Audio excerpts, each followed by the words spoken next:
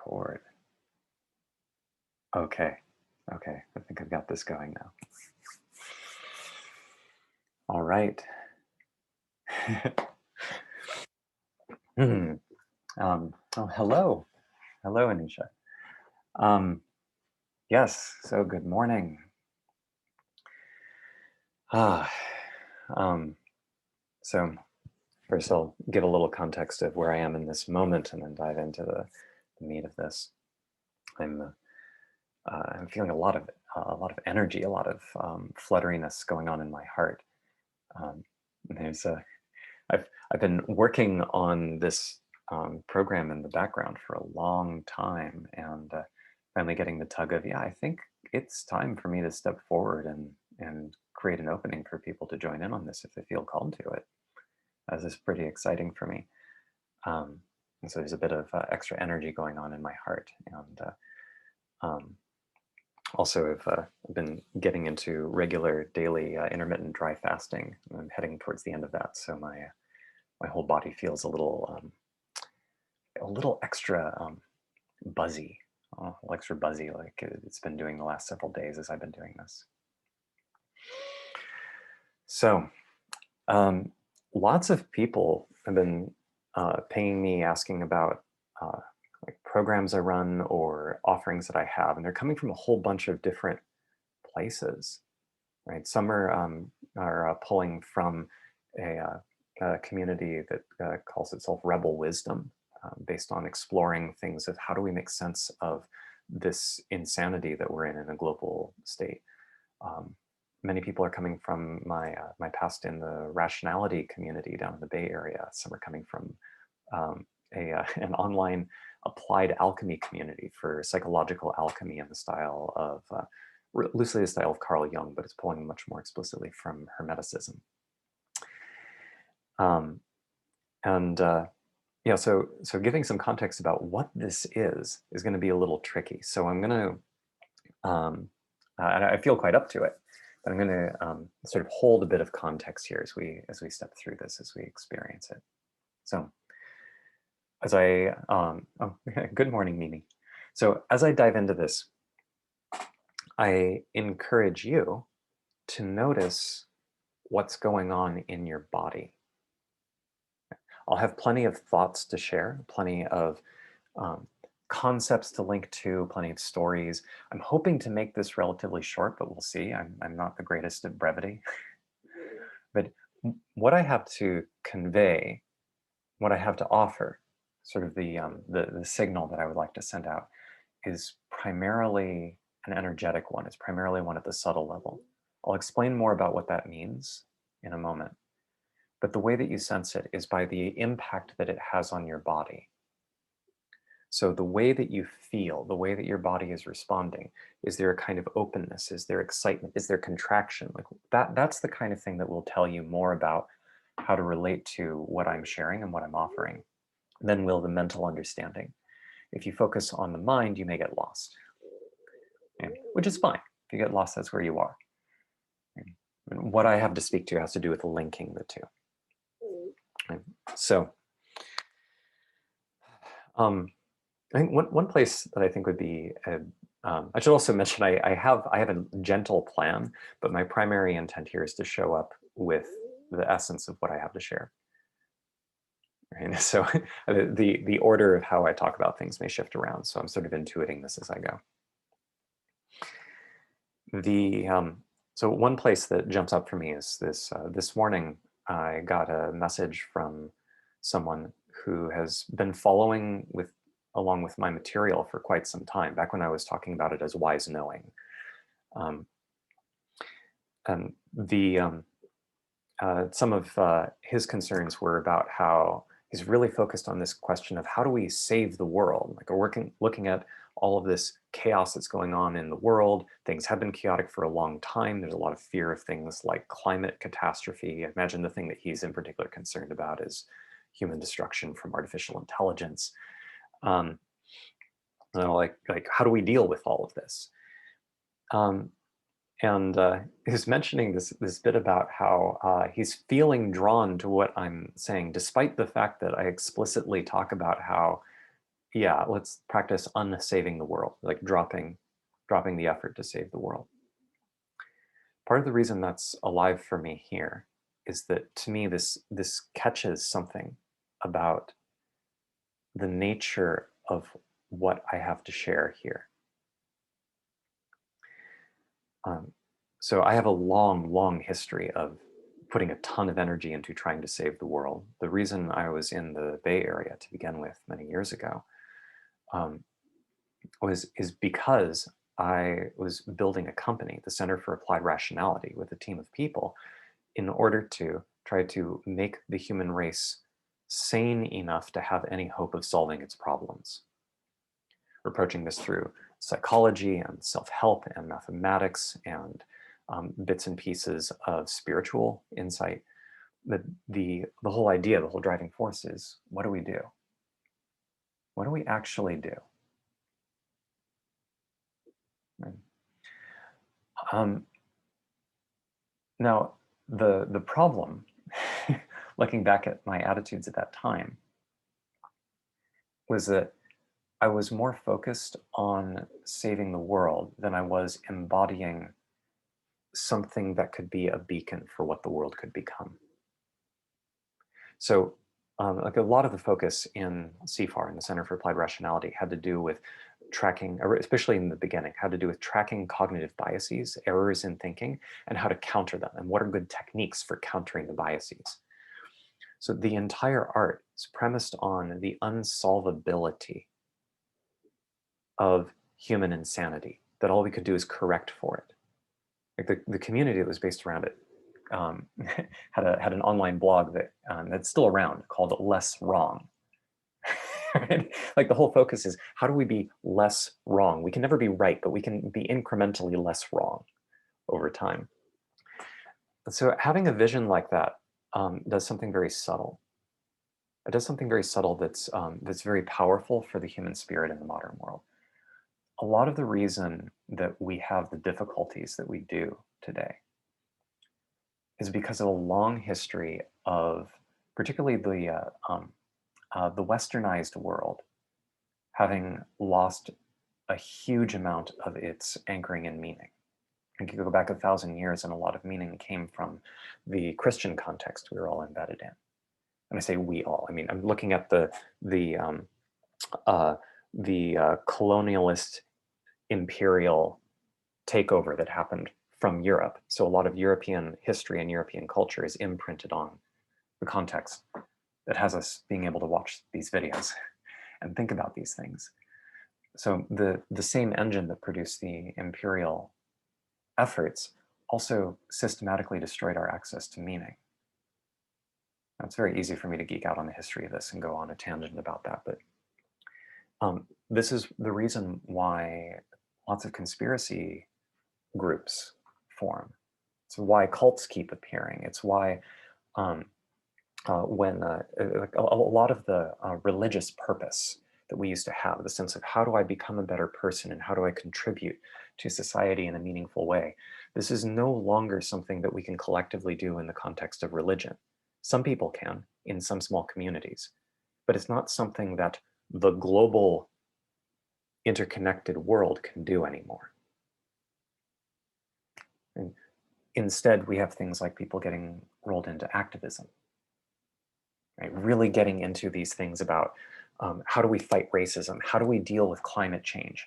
How do we, well, a lot of the groups I was in is like, how do we fight the human extinction from artificial intelligence? Right? There's all of this focus on, there's a cause and we can fight for it, but the cause is now on the material level. The cause is at the mechanical level. And it's not the same cause. People disagree. And that disagreement, like you notice today, like now with the pandemic, how are we orienting to the pandemic? Like early on, there was all this fighting about, do we wear masks or not? That fighting is still going on. It's just not as loud in the media anymore.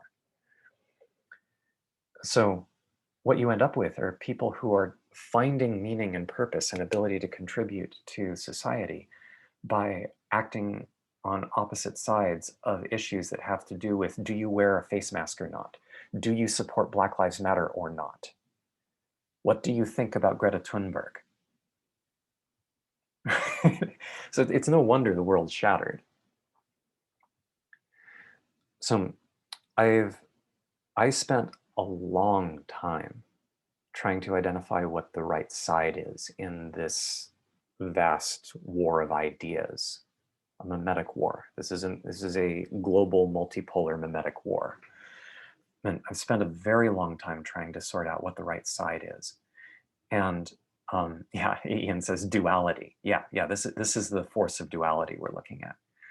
The thing that I've come to recognize is that these are the wrong questions. These are confusing questions. The attempt to save the world leans into the inclination to fight in a massive war that makes no sense and that most people don't understand. Most people don't see it and not aware of it. It looks like things like, do we vaccinate everybody? Do we require vaccinations? How do we deal with vaccine passports? Do we use vaccine passports? Because, I mean, it makes logical sense, but then there's all these people freaking out about, well, I mean, but what about state control? And I don't want the vaccine. Well, why don't you want the vaccine? The vaccine is useful, and it's actually solving a real mechanical problem. And yet it's, what side of this madness do you want to fight on?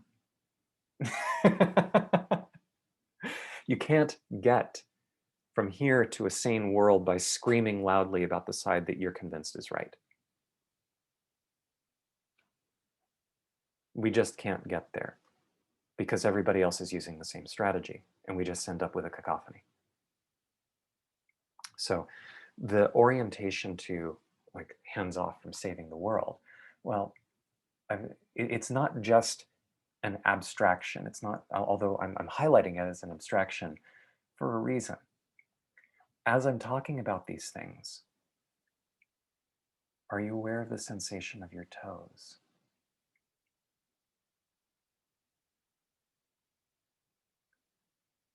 Right? That, I claim, is the actual center of the problem. For some people, the answer will be yes, particularly if you have pain in your toes. Right?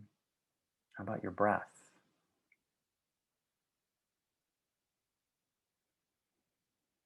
Remember at the start I mentioned this business of, we'll try to feel what's going on in your body as I talk. For most people, from what I can tell, this was certainly true of me, and it's still an ongoing challenge. Thinking about these abstractions and at the global scale immediately disembodies. It's a strong pull, like right out of the center. There's a mechanism for this.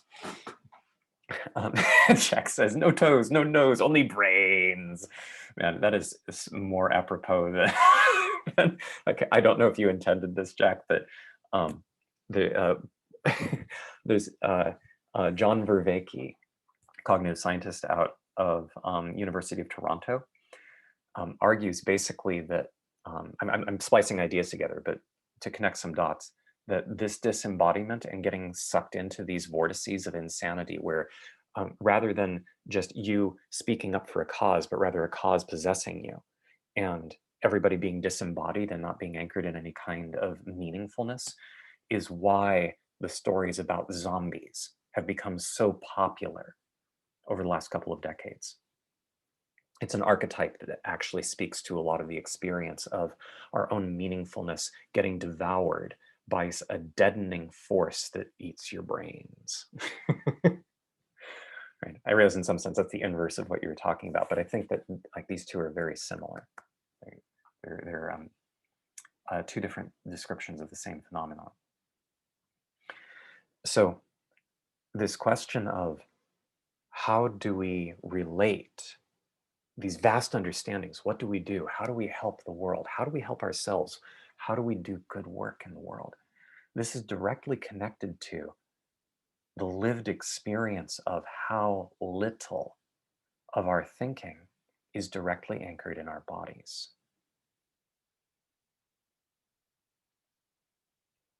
How easy it is when discussing these abstractions to lose track of the sensations.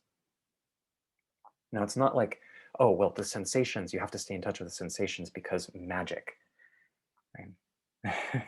It's because the sensations are actually the foundation from which you orient to anything at all.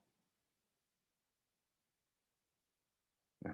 I'll show you a couple of quick examples here. This is a lived experience. You know this. You already know this. But our minds are trained not to reflect this truth. And this is basically the cause of the madness. Our minds are disembodied and they have walls against tracking embodiment, which you can feel. So, just as a quick example, how do you know that you can feel your tongue in your mouth?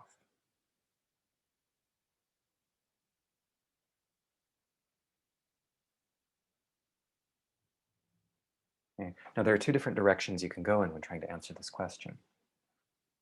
You can go up into thought very quickly. Well, how do I know I can feel my tongue in my mouth?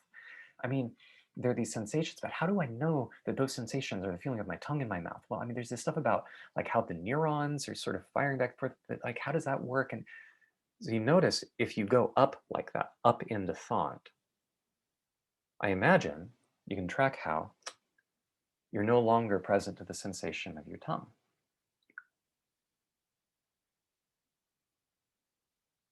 The other direction is to go down into the experience.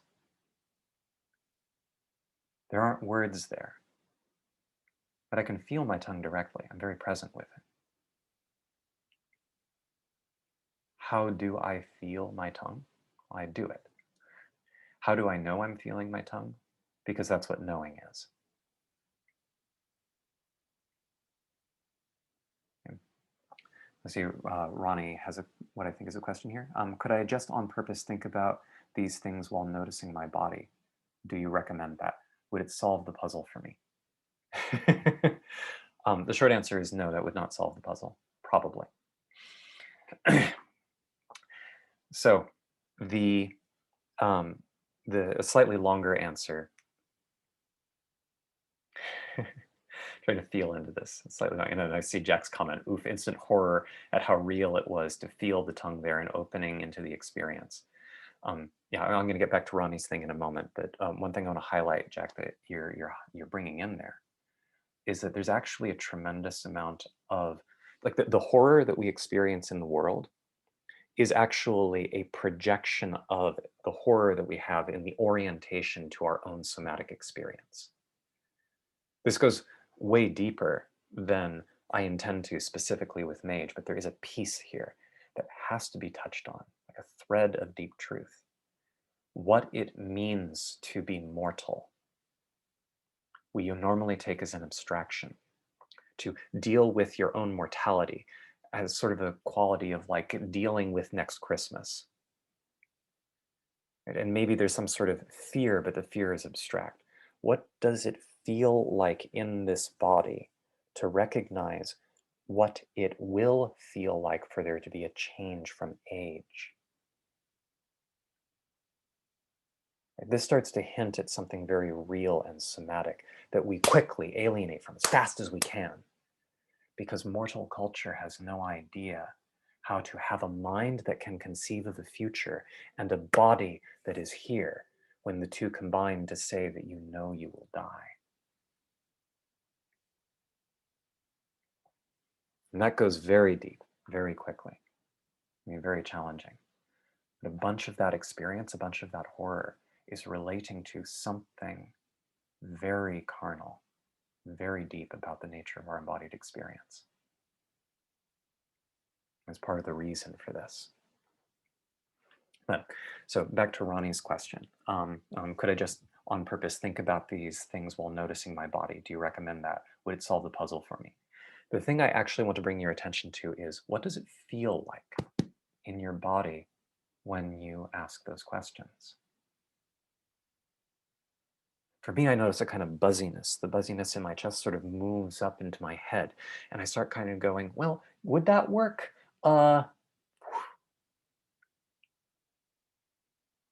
It's very easy for me to lose track of the sensation of my toes. The reason for that is that the energy behind that question, in terms of how it's instantiated in me, right? I don't know for you, but it's extremely common. This kind of structure is extremely common. The um, and the way it's instantiated in me, that question wants to pull me into my mind and activate the things that disembody me. So I'm answering the wrong question because I'm not answering the question from the ground of truth.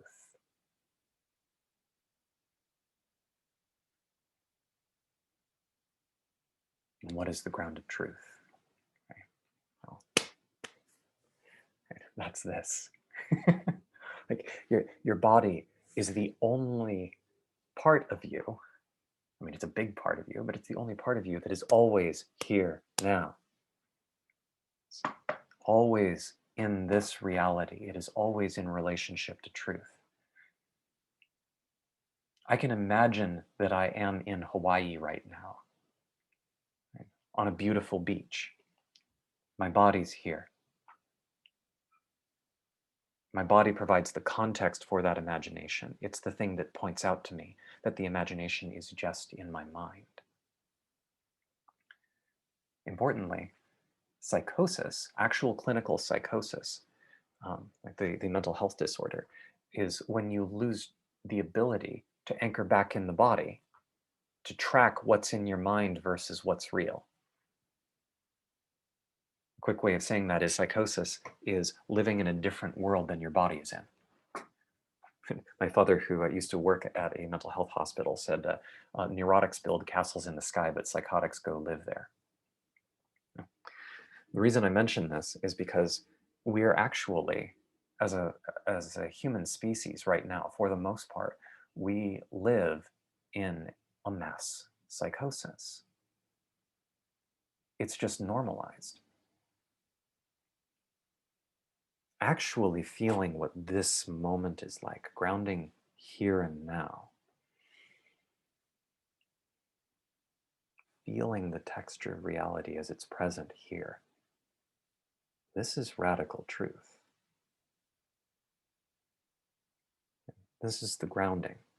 Everything I do about, well, how do I, like how, when I was setting up the Zoom for this, there were a bunch of technical things that changed. The interface shifted, right? The interface created some strange differences from what I was expecting. It's different from even just a week ago. So how do I navigate it?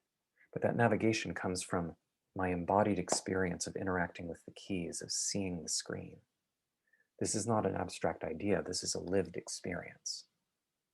Then my mind becomes useful because it is grounded in the moment by moment breath. And see, Ian asking, what about trauma that lives in the body, continually bringing the past into the present? Yeah, so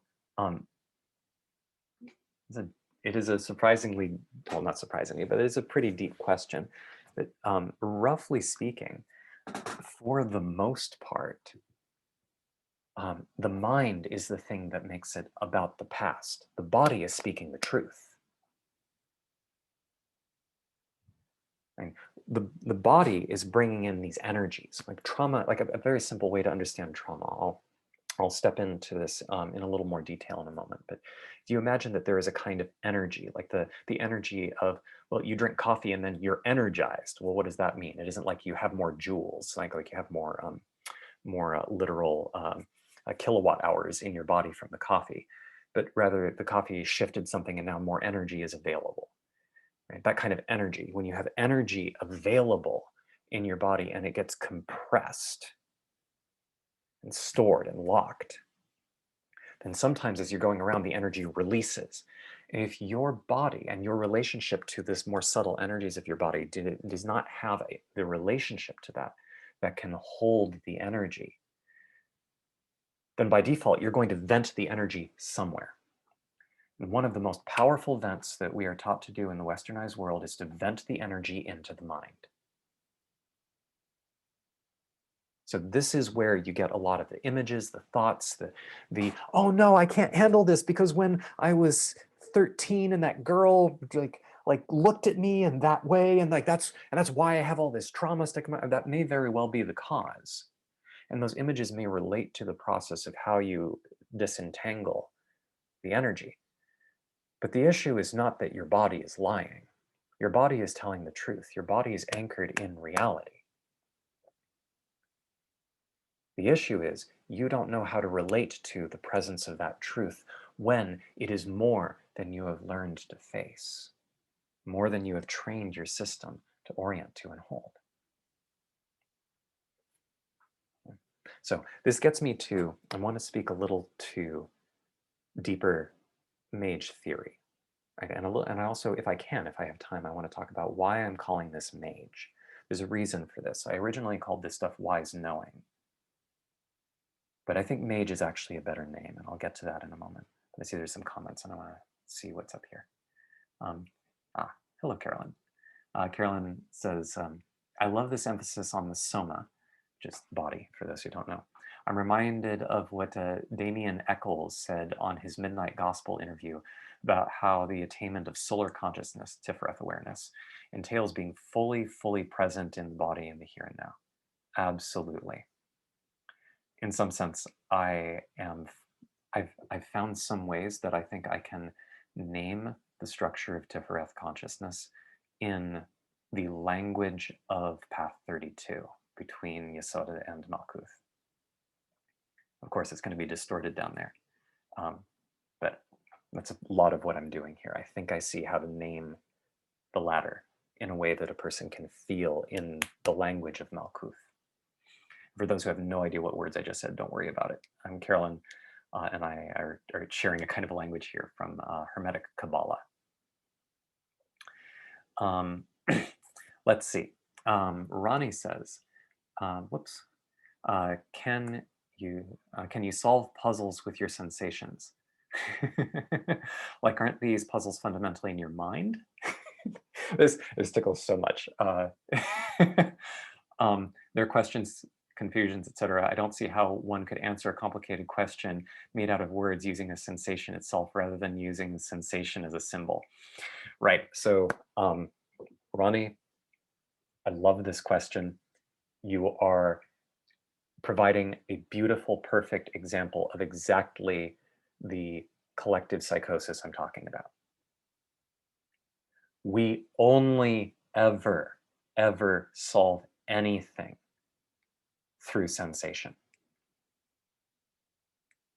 That's the only way we ever solve anything at all. What has happened is we have part of our sensational extensions have reached into a mind which now runs programs that talk on autopilot. And some of those mental programs say things like, oh, this is a problem I can solve, as though solving is something separate from the process by which we have learned how to use this machine of the mind. So let me be a little clearer about what I mean. This starts to dive into the meat and bones of this. When you're born, you don't know how to use your body. Okay, you can watch infants. Like when a newborn is there, they're like,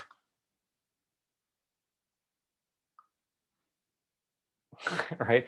Like the process of how do you bend your elbow, how do you move your fingers? We basically don't know how to do this yet.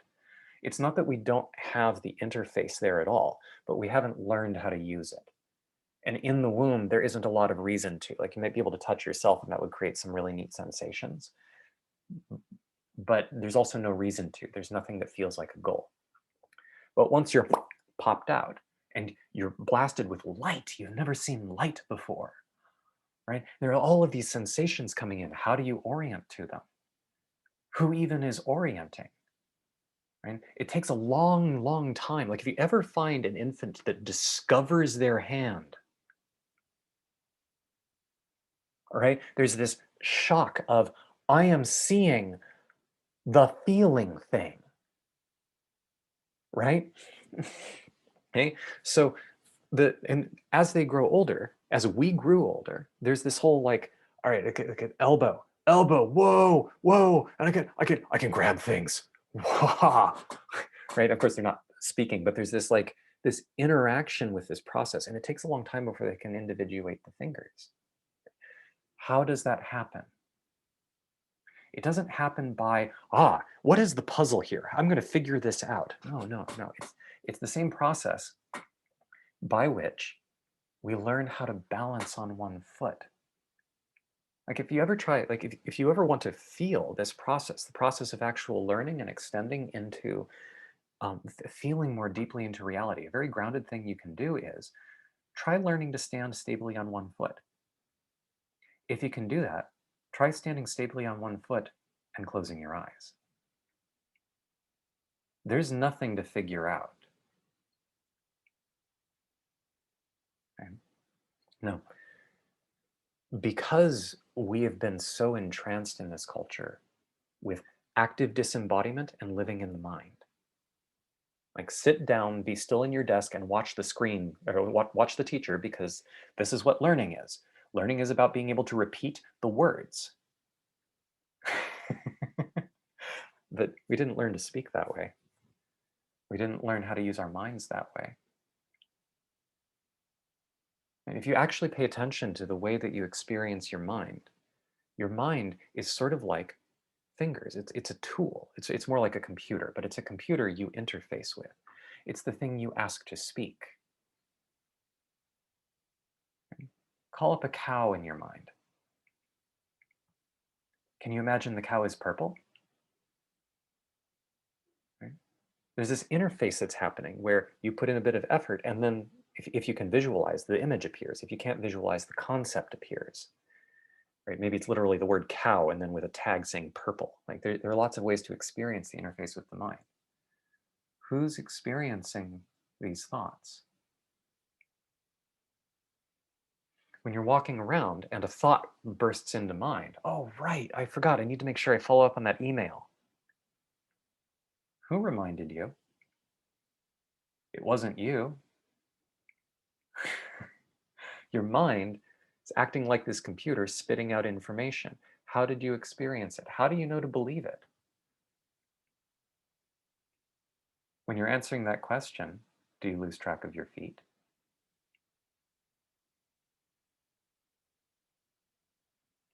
Right? We're in this collective trance. It's a kind of madness, going around letting this program that we felt into, that we created in the course of navigating our lives. Right? We created a bunch of programs that run automatically. And now we let them decide what we do, what we say, what we think, what we believe, what I'm going to do when I first wake up in the morning. I mean, oh, right, I need to respond to that email. Yeah, but first I need to take care of blah, blah, blah. Oh, what is that person thinking of me? Who is producing these thoughts?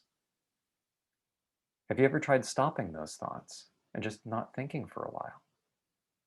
Do you notice you can't? And that means you're not producing the thoughts. Something else is. You haven't, most of us have not gone through the full infant level, that's my mind, right? It's just a matter of refining your senses, of recognizing the only thing we ever do is feel into this reality in the same way that we learn how to move our fingers. We learn how to move our mind. We learn how to think new thoughts. It's not just thinking new content, it's learning how to think differently. And I claim, more importantly, getting the mind to reflect reality more truly. So we only ever solve problems through sensation. That's the only way we ever do it. We feel what is true and we feel what we want to accomplish, and we hold all of those in our somatic experience, and then we apply desire in that interface. Right? That's it. That's the only thing we ever do. It's just that we add stories on top of it, and then we believe the stories out of habit and lose track of our breath. Okay. Let's see. I'm glad you all like my my performances there. um, let's see. Rishika says, Mario asks, in Waking Up, Sam Harris talks about there being no self and that consciousness is only about being in the body in the moment, and this makes you one with the universe. Is this related to what you are discussing? Can you help with experiencing no self? Yes, it's related. I suspect they're the same thing. I don't know if I can help with the experience of no self. Right? So this sort of rewinds a little bit to, so what is Mage? And because what is it that I can help with? What is it that I am offering? What is it that's being presented? So Mage is a container that I've been feeling into structuring, that for the most part, the intention of that is not that I am building a program. It is more that I am building a container for an energy that is coming through me. When I speak of this energy, like the energy coming through me, where does the energy come from? What is that about? That's a pretty deep discussion, and it might be deeper than I really have time and space to go into in this video. But um, let me pause that for a moment and highlight something about what subtle senses are. There's a way that the we experience things that we reject all the time because our minds don't reflect that level of experience. I don't just mean we filter things and we don't notice it. That certainly is true. But I mean that there are things that we even consciously experience, we register, and then we disregard. Right? So an easy example of this is when you listen to music. Now, if a piece of music really touches you, like for me, there's a song that excuse me that has it's been dear to my heart for months now. "How Did You Love" by Shinedown. Um, there's this way that the combination of the lyrics and the beat really bring in something that's very touching to me. It's not what you believe, your prayers will make you bleed. While you're down on your knees, ask, how did you love? How did you love? So there's this movement that touches something in me. Now, what's being touched is not vibrations from the sound waves hitting my ears. That's true. It's not that the bass is vibrating my heart. There's something more subtle having to do with my relationship to the meaning, but it happens faster than cognition. It's below the level of analysis. It's something that I directly experience and I sense in terms of being moved by the music. On what level am I being moved? And this is what, in some traditions, is called the subtle body. In esoteric traditions, this is called the etheric plane. You have an etheric body in the ethereal plane. And this is, by the way, the same place that the terminology of luminiferous ether came from, about the turn of the 20th century and a little bit earlier, when scientists were trying to figure out how light works. So this this subtle sense is the same level at which we pick up vibes from people, or that a space has a certain feel to it. Like, we experience these things all the time, but we're very quickly focused back on the material level, on the mechanical. Maybe if we move this picture, does that do it? Oh, okay, well, that person said a bad word. Like, that's offensive, right? So this fixation on form at the level of manifestation is because the mind has not been trained to reflect the subtle level at any level of consistency. So we have some language for subtle sensations, but we don't track the subtle layer in a consistent way. So when we end up with movements, like you look at something like Black Lives Matter, the Black Lives Matter movement, there's something tangible there, and there's something intelligent. There's a very natural way where if you have reason to think that a cat is an experiencing conscious being, like, what evidence do you have for it? Well, you look at the cat.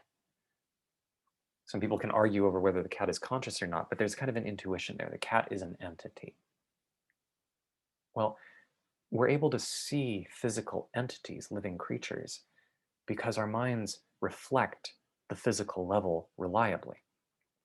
But if a mind reflects the subtle level, the subtle layer, much more consistently, you can see entities at the subtle level. Black Lives Matter is an example of a subtle entity. It has cognition. It has intention. It just doesn't have a physical body. Now, I don't mean that there's some kind of ethereal, mysterious energy. This is something you can feel directly, you can see. Right? The same way I don't mean that there's some kind of mysterious ethereal energy that says that a cat is alive. I mean, are you saying that there's no biochemistry going on with a cat? No, that's not what I'm saying. I'm saying the cat is alive. The cat is a conscious experiencing being. And we have no idea what that means, but I look at the cat and I can tell when the cat is happy. Sure, I'm projecting, but the projection means something that is a little bit different than if I look at my table.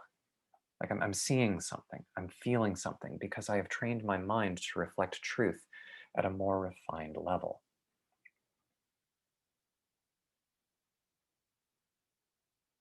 And so experiencing the same thing, there's something about the subtler layers. Like the ethereal layer is actually the thickest, densest subtle layer. It is the most thick. It is the most matter-like level of reality when you start going in this subtle direction. You can notice that there's a similar subtlety to thoughts and to fields of feeling, like care. Not the emotion of care, not the reaction of care, but the feeling, the permeating space of kindness. Right now, if your mind is totally lost now, that's fine. Can you feel your breath? Can you feel what's going on in your body as you listen to this, as you sense some of what I'm talking about? Or are you too fixated on finishing the thought? Are you believing the thought that is from a mind that is fixated on the physical realm?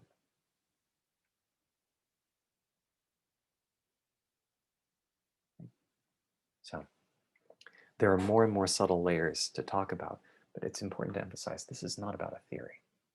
This has nothing to do with a theory. Theories are mental tools for extending your senses. I'm talking about refining your senses and developing the capacity for your mind to reflect the truth that those senses come to be in contact with. Just the same way that the ability to move your fingers comes from a reciprocal relationship of experiencing the fingers and bringing intent to trying things. And then the trying things gives you a feedback loop that lets you experience the difference until now, as adults, we can move our fingers easily. Any physical skill is like this. And it turns out there's nothing but physical skill. That's it. It's all anchored right here. Okay. So let's see. Ronnie says, isn't it sort of sad to think of your thoughts as external aliens invading your mind? From my perspective, it seems like you're alienating an important part of yourself.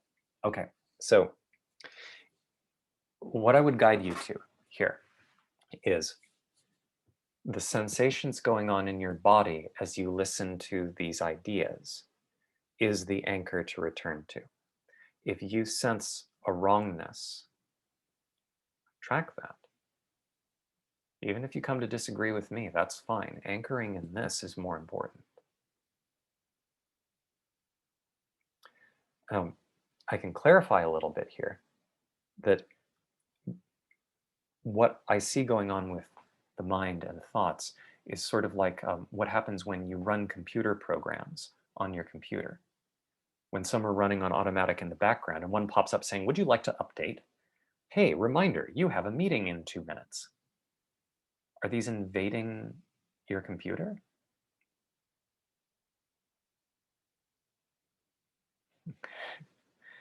The issue that I'm pointing out is more like if you think that you are the computer and you forget that you're the user, and from this process you have to respond to the notifications, then whatever programming was in the computer before defines what happens for the rest of your existence. But if you can feel your body,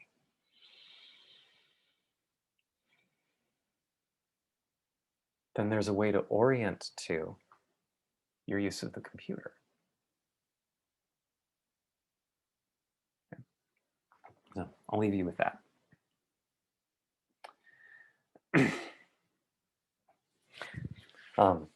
Jack says, thrum of delight in my body. I love the feeling you're bringing here. Thank you. Thank you for sharing that. I'm glad. I'm glad. So a lot of what, so I'm going to take a moment to speak to a subtle essence that I'm here to serve. And so I'm not actually here to help any of you. I've come to recognize the way in which saving the world was actually a mental fixation that was part of the psychosis. So part of what it means for me to respect myself and the way that I'm showing up is that I am here to serve truth. The form of truth that I seem to be a natural fit to, and therefore when I say the energy coming through me, the form of truth, when I say truth, I could just as well say reality, being, existence, things as they actually are. The form of truth that most naturally wants to come through me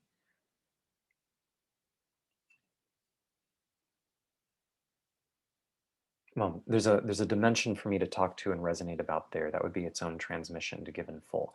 But the way that it anchors in this case is about relating the mind to the truth of incarnation.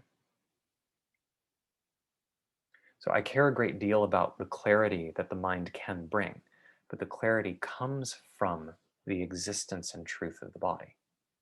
So bringing these into close relationship without confusing them. Like, this is distinct from that. Or I should flip those, right? This is distinct from that. Okay. So the container that I am calling Mage, the intent of this thing is that I am holding a space for an energy, a form of truth that is encouraging a deepening of relationship to truth in reality, or what reality actually is. Feeling into reality more and more subtly. And getting the mind to reflect what you experience. So you get this reciprocal relationship. So when I'm talking about things like Black Lives Matter is an entity. You can call it a memeplex, you can call it an egregore, I don't care what name you use for it. It is a subtle entity. That, as said, that's an idea. And you can have this in idea space. But what do you feel? The same way that when you see a cat and you touch a cat, there's something about the process of all of those sensations that combines into a recognition of the cat as alive. It's a direct experience. Same thing here. What would it mean to directly experience Black Lives Matter as a conscious entity? We could talk about it in theory land, but theory land has you forgetting the sensations of your knees. As you lose track of what your intestines feel like, what your sex organs feel like, how the movement of your bones and your blood. Do you remember your ears? I mean, this is the grounding of these sensations, always right here, or for you, right there.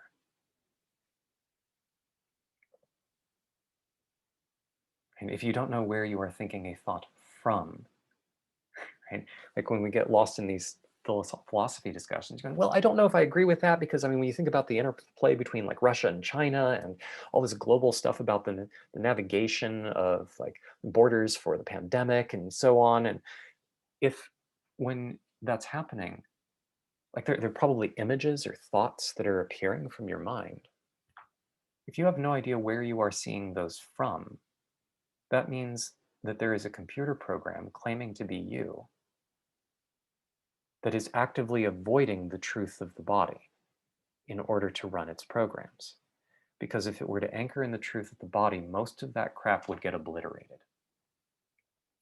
Most of us are much more psychotic than we realize. People who are psychotic often believe they are the sane ones. Right? So you can't use your thoughts to get out of this. Grounding in reality is here. So,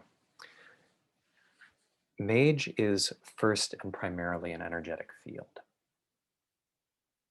It is the field of grounding in the truth of here and now, and of deepening the subtlety of your senses, so that you rely on your senses more than your mind. Right? The mind is a fantastic tool. It is a sense extender. Okay? It is the machine that allows us to deepen. Like, how else are we able to talk about places that we cannot physically sense with our immediate five senses? Like, if I look around as this animal and I drop the mind, well, most of the mind, like the stories, if I drop the stories, I'm in a room. I'm speaking to a black circle. I have to hallucinate that I'm talking to people. If I think of how I have friends in Canada, what is Canada? Where is Canada? I can't see. Even if I had a definition of Canada, I physically can't see it. Right? So what are we talking about? Well, it turns out Canada is that way, although a little bit down because the Earth is in a sphere. I'm glad you enjoyed that, Taylor. Taylor says, I'm speaking to a black circle. Yes, exactly. Right? This grounding in what am I actually experiencing? So most people do not register the physical reality that the people on the other side of the Earth, for them, up is that way, and their feet are pointed towards you. Right? That's what it means to be standing on a sphere that is spinning in space, holding you down with gravity. Right? When I say that, what do you notice in your body? Is there like a,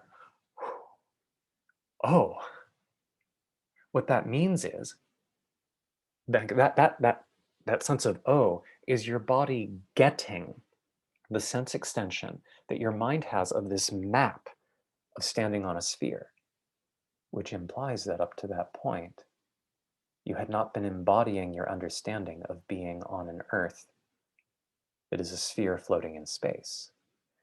And it takes time. It takes more time even than that. This is not a cognitive process. It is a somatic learning process. Yeah, Ian says my feet and head felt funny. Yeah. Yeah. If we just talk about what the physical world is and getting ourselves to have a somatic experience of that, this is tremendous. That alone. But the deepest levels of this, the deepest levels of truth of being here, have to do with tracking what are the subtle causes of all of the phenomena that we're dealing with. And there's a reason why minds get fixated on the level of form. You can't do anything at the level of form. The level of form is the level of effects. It's the level of manifestation. It's the level of results. It's not the level of causes. This is why all of these attempts to do good in the world keep doing some local good and then having ramifications that make the situation worse. Right? The lockdowns, quite a few places are now, I think it's an official narrative at this point. I'm not quite sure, but I think it's part of the official narrative that the lockdowns from the pandemic have now created more death than it would have to have let the pandemic run wild unchecked. And certainly more economic devastation. Okay? This is the rule, is whenever you try to affect things at the level of effect, you are subject to the level of causes, which is more subtle. So if your mind is not reflecting the level of causes, then the places that you place your mind at, when you believe your mind stories about what you need to do to change your life or to save the world, or whatever it is that you're trying to do, when you believe your mind stories and your mind is off in this psychotic hallucination that's only reflecting the level of effect, you are subject to stories. You cannot change anything.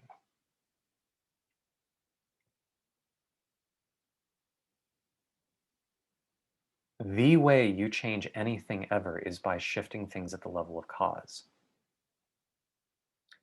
the way you, as a conscious, finite mortal, choose to change anything from a local place, saying, I want a better life. The only way you do that with anything that is like conscious control is by getting your mind to reflect the level of causes, which means you bring your attention to refining your senses to become more subtle and embodying your mind, grounding your mind back in the body so that it is in service to somatic truth, so that as you refine your senses, your mind comes to reflect more and more subtle realities and eventually comes to reflect the causal layer. That is the driving movement of Mage. Training space for developing these senses and creating this clarification of the mind, grounding the mind in truth, in reality.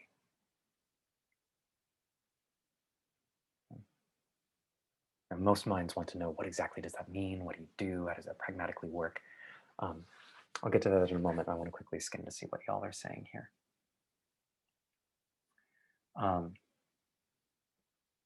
Let's see. Cool.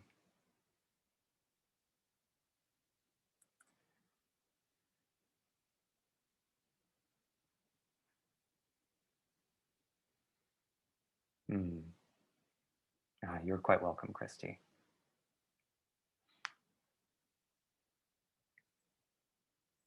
Okay. All right, perfect. So, to wrap this up. It's like, wrap this up. Like, what? Like, how do I do this? How do I get into the mage field? What do I do? Right? So, here's the deal. Mage, in terms of the mechanics of this, I'm enjoying Taylor's comments here. Cool. So, Mage, in terms of the mechanics of this, is fairly straightforward. I'm not going to describe a lot of the details of how it's structured, right? Because the structure may change, and frankly, structure is the level of form. I have a structure in mind, but I'm not going to go into it in this video, because that's not the important part. The important part is that the form follows the energy. And the energy is that of embodying, deepening more subtle senses, and embodying the mind into truth, into service to truth, to reflect those subtleties. That's the intent, and that's what the structure is in service of. And I will blow up and restructure that structure however it needs to in order to hold and serve that energy. Mechanically, right now, the way this looks is, if you find yourself called, you can apply. I'll post the application in a moment, but I want to add a caveat in a moment. Okay. But you go through an application. It gives me a chance to feel why you're called, where you're coming from. And if it's a mutual resonance there, we'll have a Zoom chat so that I can feel it in a little more detail. I'm going to be doing this one-on-one with every person who comes into this container. I don't currently have, originally I'd been planned on this container being all of about 10 people, but I feel called to make it quite a bit bigger. I used to hold groups of 50 or so. And so I may be able to make it quite a bit more expanded. We'll see how many people actually feel called. That's not my call. That's the level of form. I'm just here to serve the energy. So if it ends up being mutual and you decide to pop in, then I'll add you to the Facebook group. And I'm currently aiming to start on May 17th. On May 17th, or whenever we start, but I'm expecting May 17th currently, we'll do a big group call, ground into the energy, get a sense of orientation to what the first work is. Okay? And depending on the size of the group, like I'm used to navigating large groups, but like if the group is small enough, we'll do a bunch of one-on-one check-ins. If it's too large, we'll do something more fluid. But there's a way to touch in with the somatic grounding of this energy. I mean, that's what this energy is. It's somatic grounding. So That's the shape of the next steps. So the thing to check for yourself is,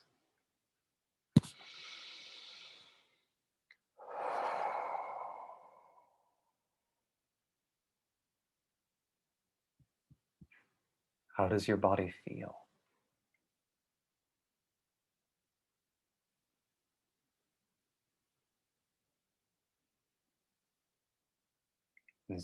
When you imagine, this is just a hint of this interaction, when you imagine leaning in, what does your body do?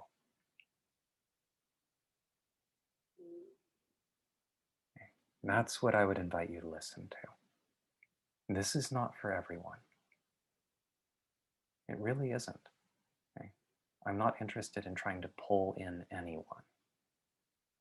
I'm sending out a signal. If this calls to you, feel free to apply and we'll talk. Okay. So, application, if you feel so drawn. Let me see.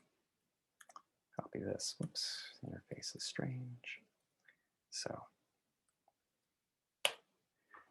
I just put a link there for the application. Okay. Take your time. There's no rush on this. This is not a pressured thing. This is not pressured sales. It's not like the first 10 people to sign up get a discount or something like that. And this is about bringing sanity into the world because that's what I'm here to serve. Okay. So I think this is quite long enough. I'd wanted to cap this at an hour. Yeah, feel free to reach out to me if you have any further questions. Just bear in mind, I'm not here to serve the mind's understanding. I'm here to help the mind clarify so that it can reflect reality. I'm a lot more on the side of liking things to make sense to the mind, but a lot of the things that the mind does and outputs in order to insist, but I need to know how this works, is actually a desperate attempt to avoid feeling the truth of the body. I'm not interested in serving those programs. I don't care about those. If you want to have this kind of grounding, feel free to reach out. Thank you for listening.